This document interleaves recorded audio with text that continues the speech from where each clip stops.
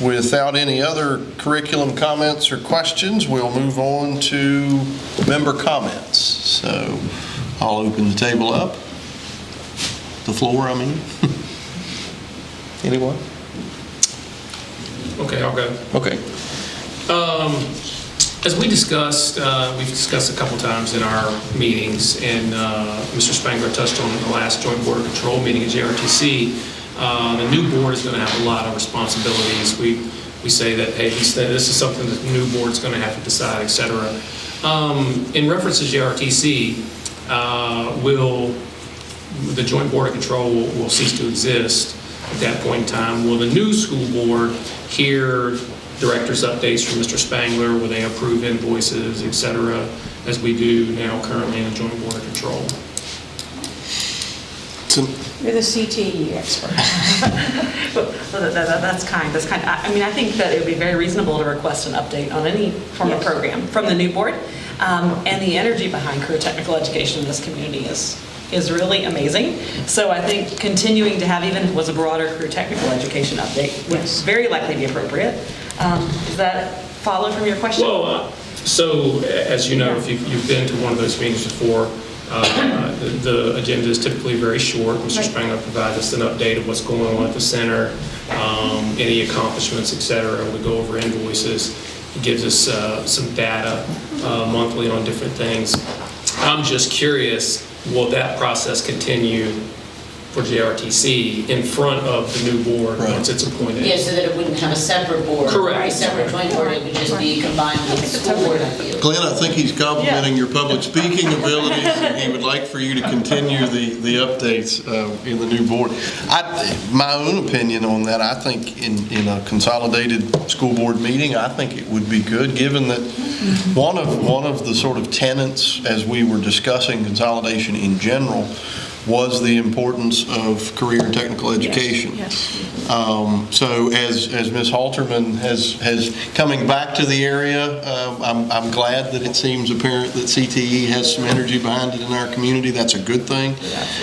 So I think it would be a really good thing to have a reoccurring update, much like what our JRTC board meetings have been, because thankfully it gets covered. It's by local media. People, it gets reinforced, the importance of CTE, which can get lost sometimes. When we talk about curriculum, a lot of times we think about college prep type classes and things, but that's not all of curriculum. So, I mean, if you got my vote. If the new board doesn't act as an oversight, like the joint board does now, then it would have to be a separate board appointed. And I think that's doing double the work. I would like to see the same updates from the governor's school as well, or similar. We don't get that new board would appoint a board member or two to be on that committee. Yeah, we don't get any updates at our school board meetings from the governor's school ever, even though we've requested that multiple times. Well, I was just tossing that out there as, because the topic kind of came up, not specifically like that, but so in relation to that too, all the things that the new board is going to have to do, what is the timeline, if anybody wants to chime in, as far as Board of Supervisors and Council appointing board members to sit on that new board? And will that process be an open application, such as it is when we advertise for those seats locally, or will it be appointed from current members whose term doesn't expire?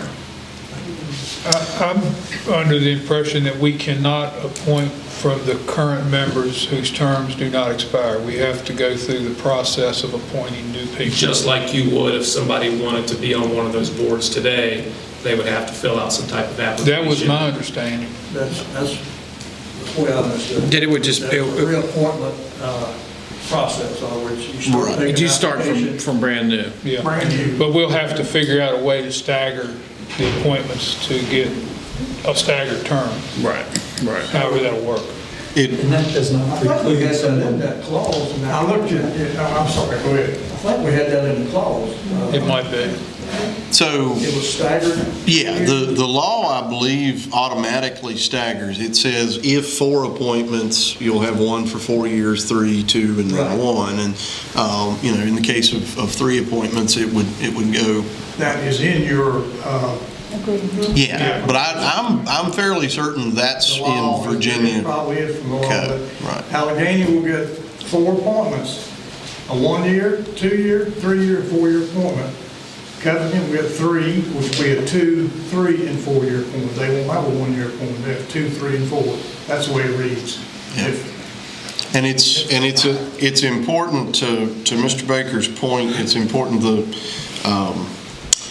the governance subcommittee essentially recommended that each governing body, Board of Supervisors and City Council, can simply reappoint those members whose terms are not expiring if they so chose, because what we found in the course of working through the appointments and when those appointments would expire, what we found is that if you let the natural seat expirations happen, you ended up with the right number of 4 from the county and 3 from the city. But as best I can recall, and maybe we'll lean on Ms. Onitis, Mr. Huber, but from a governmental standpoint, you would still go back through the same process of appointments as you would have any other time. Jim Wynn specifically, I think Jacob was at that meeting when I asked him what we had to do. You have to go through the process of advertising Right. positions, taking applications, and it has to be done July 1. And nothing precludes the existing members from applying. Right. So, That what? nothing precludes the existing members from applying. Right. Yeah. But it's in. They're all eligible. Yeah. But those appointments have to take place in the near future. I think Yes. we typically did interviews in April, correct? And then you were appointed them in May, and they took office at the end of June, I think, or First of something of that July. nature. So I think it would be important that we get that word out there so that the current board members on both boards don't automatically think they're just going to move on and be sitting on the new Yeah. board. But in addition to that, if you have an individual that desires to sit on this new board and has never attended a board meeting before, has no idea about some of the financial obstacles that we face, et cetera, that they get up to speed from the time that they're requesting consideration to if they're appointed, and then some type of handoff, so to speak, Right. prior to them going to that first meeting in July. Yes. I think that's very important. It is. You have to have not only individuals that have a flexible schedule, but individuals that have an understanding of a broad array of things, right? Finance, personnel, et cetera. So you want to make sure that we have the correct members there, because we say this every month at our meeting, the new board is going to have their work cut out for them. Yeah. And I think we need to really, really focus on making sure we have the right people on that board come July 1. And I believe our agreement says that they have to be appointed within 60 days of the July 1st. So I think it's like from May 1st. They have May to. 2nd would be 60 days. So the appointment has to happen after May 2nd. So. Yeah, and how the city worked, Mayor, I think just like I was saying, we Yes, typically yeah. came before council in April at their regular session, and then they had discussion and made their decision. Yes, I think it would be best if we did try to get those people on board at the beginning of May. You know, where in the past, like in the county, we've gone before the board in May, and then we get approved in June, or sometimes it's been June and right at the end of June. So I think probably earlier the better. Yes, maybe bottom line, we just need to start Right. strategizing and making sure that, each side is picking their folks and ready to go, so that there's not a hiccup where one side has all of their seats filled or another side's still scrambling to fill seats. Well, I think that the Board of Supervisors, the City Council could come up without, the time at which they're going to do it. I think it's really important that we inform the public, those individuals that are possibly trying to put their name in the hat, what they're going to be doing. Right. Because I've been on the school board for 6 years, and I've seen people come and go, and they've sat through meetings and had no clue what we were even talking about. And this is not the situation to have that type of person in. I think it'd be important to, at least when we first talked about this, I thought that we were going to make sure that there was a couple people from each board who would be on the new board. Yes. So you wouldn't come in here, rookie, not knowing nothing. At least if you've been here and been to all these meetings.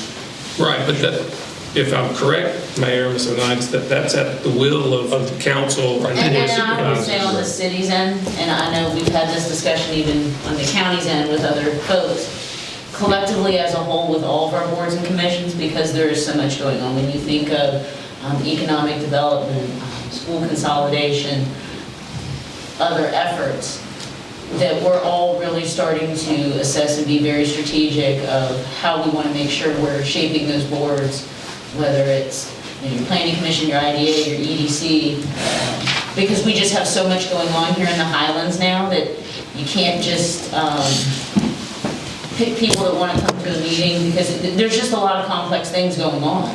And, bottom line, getting involved now takes more time than it even did before, and there's a lot of big, heavy decisions. So it's just, we're aware of that as a city, I will say, and as council is very aware of that.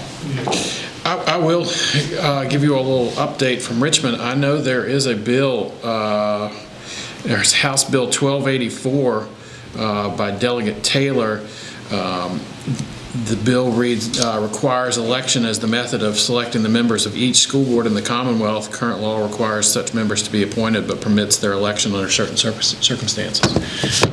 I don't know what that would do to us if that It would change the government passed. structure. It would. It wouldn't You affect would the have first you would round. have temporary If it came- appointees, essentially, until there was an election held.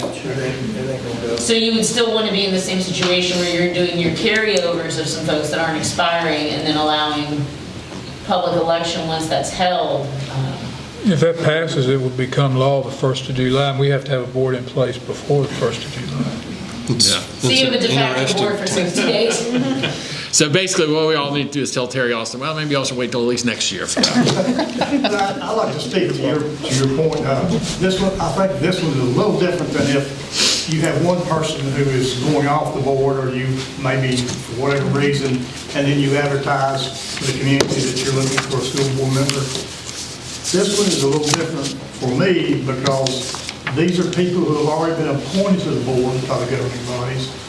The continuity is extremely important in this consolidation, that you not have too many new faces on these school boards because of the history and working together. Now, as these terms expire, if the governing bodies want to put somebody else on it, that's fine and dandy, and you advertise it and do that. This is a little bit different from that because of everything you've been going through. To get to this point.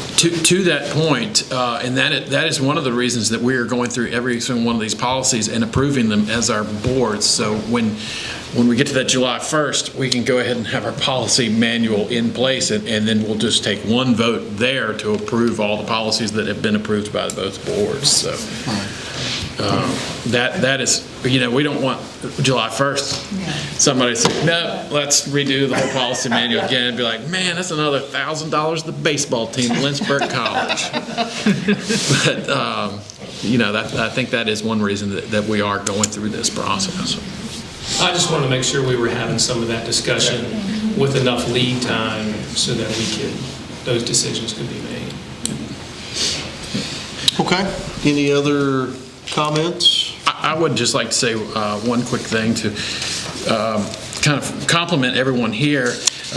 It's funny when you go to these meetings in Richmond and different places, everybody has a name tag and says what county you're from or city, and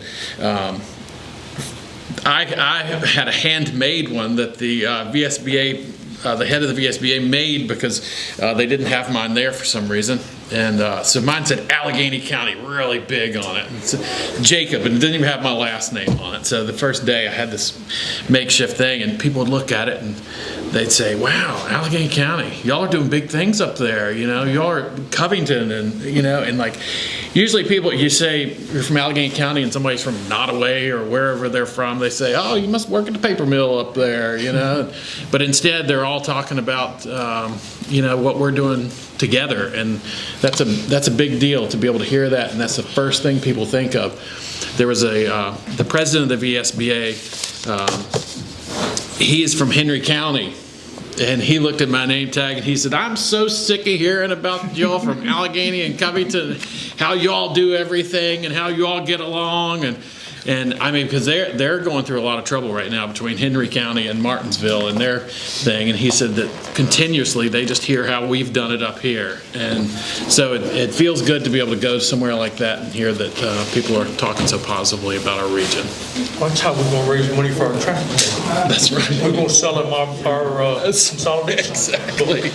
Right, Jimmy? Exactly. Appreciate that, Jacob, and it certainly is nice to maybe end on a note of cooperation. So without any other comments, I'd like to thank everybody for being here today, and I'll entertain a motion to adjourn.